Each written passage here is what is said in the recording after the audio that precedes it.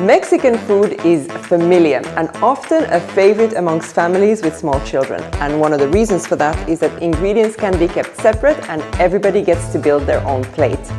Eating with your hands is also permitted. Let me show you how to sprinkle some of that magic into your dinner table.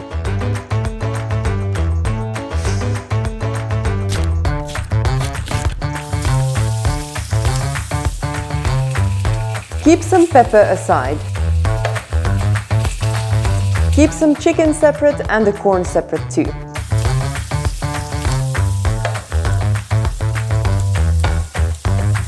Keep the cheese separate as sprinkles.